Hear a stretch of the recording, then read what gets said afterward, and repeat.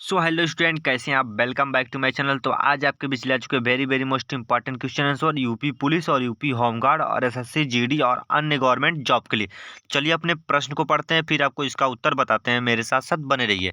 तो हमारा पहला प्रश्न है, ध्यान से पढ़ते हैं। हिंदी दिवस कब मनाया जाता है। मेरे पास तो क्या बोलता है प्रश्न हमारा, हिंदी दिवस कब मनाया जाता है। तो कब मनाया जाता है, तो इसका right answer option number B है। क्या 14 नवंबर 14 सितंबर को मनाया जाता है। कब मनाया जाता है, 14 सितंबर को मनाया जाता है।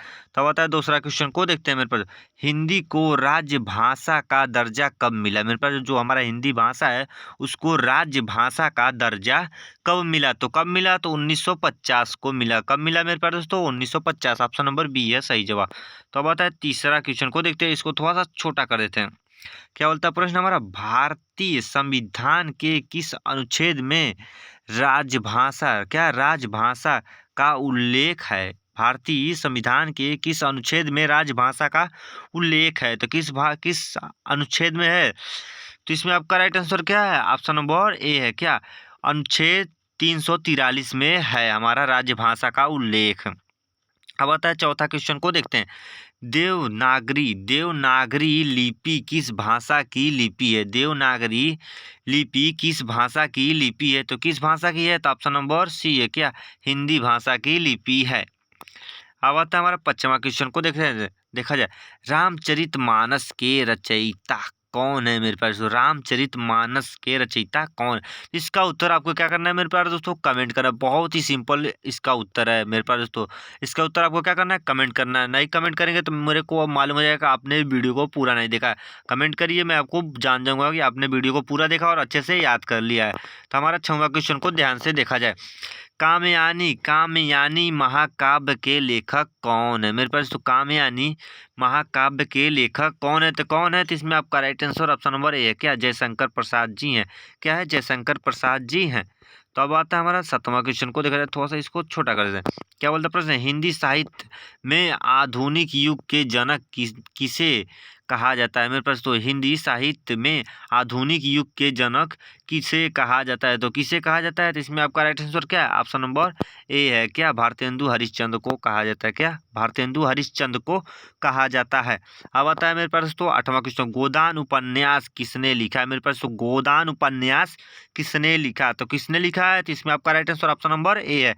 क्या प्रेमचंद जी ने लिखा है। क्या प्रेमचंद जी ने लिखा है। अब आता है नौवां क्वेश्चन को देखा जाए। मधुशाला के रचयिता कौन है। मेरे पास तो मधुशाला के रचयिता कौन है, तो कौन है, तो इसमें आपका right answer option number B. क्या बच्चन है। क्या बच्चन है, Harivansh Rai Bachchan, option number B.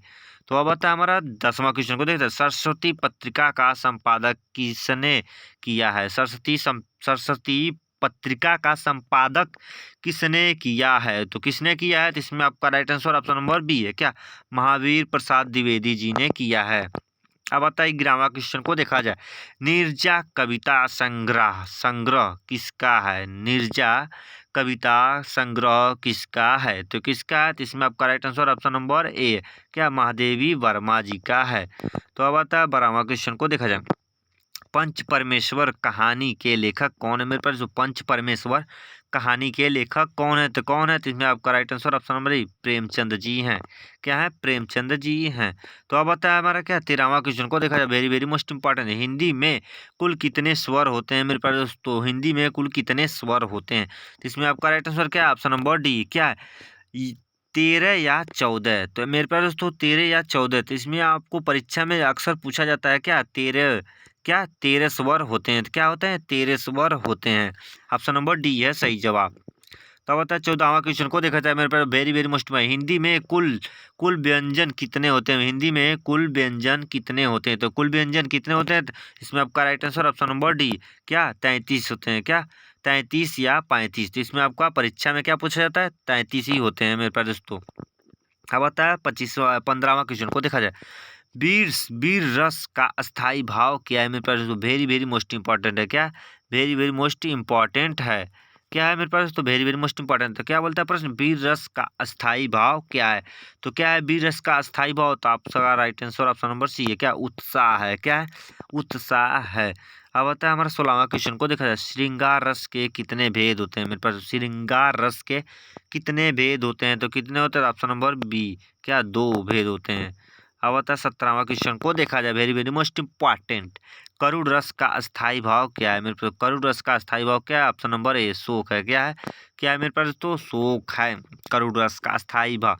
अब आता है 18वां क्वेश्चन को देखा जाए, रस क्या बोलता है प्रश्न? रस की परिभाषा किस आचार्य ने दी? रस की परिभाषा किस आचार्य ने दी? तो किसने दी? तो मेरे पास तो भरत मुनि ने दी है। क्या? भरत मुनि ने दी। ऑप्शन नंबर ए है सही जवाब। अब बताओ 19वां क्वेश्चन देखा जाए, उपमा अलंकार में किस शब्द का प्रयोग होता है? उपमा अलंकार में किस शब्द का प्रयोग होता है? तो मेरे प्यारे दोस्तों, तो इसमें आपका right answer option number B है। क्या? सा जैसा समान। तो ये आपका ऑप्शन नंबर बी है सही जवाब, इसी का प्रयोग होता है। 20वां सवाल को दिखाते हैं क्वेश्चन को, राम जैसा राजा कौन सा अलंकार है? राम जैसा राजा कौन सा अलंकार है मेरे प्यारे दोस्तों? वेरी वेरी मोस्ट इंपॉर्टेंट है। तो कौन सा अलंकार है? तो इसमें आपका आपका बी है। क्या? उपमा अलंकार है। राम जैसा राजा कौन सा अलंकार है? तो इसमें आपका राइट आंसर बी था, उपमा अलंकार था। अब आता है 21वां को देखते हैं, हिंदी साहित्य का स्वर्ण क्या स्वर्ण युग किसे कहा जाता है? हिंदी साहित्य का स्वर्ण युग किसे कहा जाता है? तो किसे कहा जाता है? तो आपका right answer option number B, क्या? भक्ति काल को कहा जाता है। क्या? भक्ति काल को कहा जाता है। 22वां क्वेश्चन को देखते हैं, कबीर किस काल के कवि थे? कबीर किस काल के कवि थे? तो किस काल के? भक्ति काल निर्गुण के कवि थे। आपका बी है सही जवाब।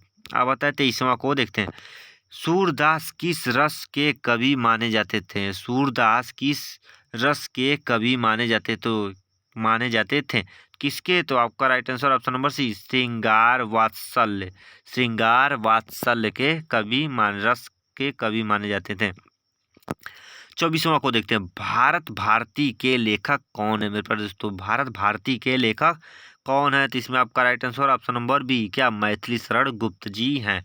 क्या है? मैथिली शरण गुप्त जी हैं। तो अब आता है 25वां सवाल को देखते हैं, साकेत महाकाव्य किसने लिखा? साकेत महाकाव्य किसने लिखा है? तो किसने लिखा है? तो इसका right answer option number C, क्या? मैथिली शरण गुप्त जी ने लिखा है।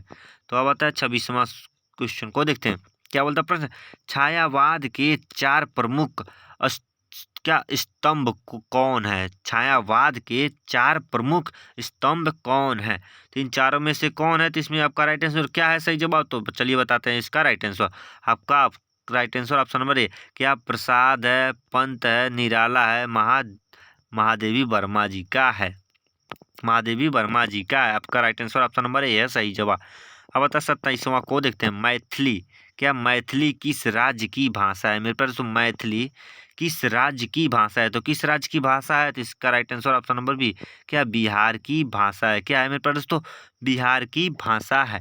तो अब बता 28वां क्वेश्चन को देखा जाए, द्विवेदी युग किसने नाम पर द्विवेदी युग किसके नाम पर पड़ा है मेरे पास? तो द्विवेदी युग किसके नाम पर पड़ा है? तो इसमें आपका right answer option number B है, क्या? महावीर प्रसाद द्विवेदी, इन्हीं के नाम पर पड़ा है द्विवेदी युग।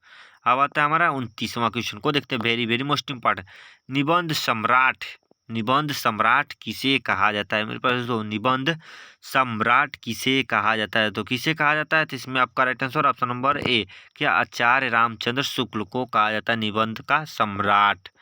अब आता है 30वां question, very very most important है मेरे पास दोस्तों, जय जवान जय किसान का नारा किसने दिया मेरे पास दोस्तों? जय जवान जय किसान का नारा किसने दिया? इसमें आपका राइट आंसर क्या? आपका right answer option number C, Lal Bahadur Shastri ji ने दिया। तो आई होप कि मेरे प्यारे दोस्तों आपको ये वीडियो बहुत ही अच्छा लगा हो, तो अपने दोस्तों को शेयर करें और अपने अपने इस चैनल पर नए हो तो एक लाइक और सब्सक्राइब करें। मिलते हैं नेक्स्ट वीडियो में। जय हिंद, जय भारत, वंदे मातरम दोस्तों।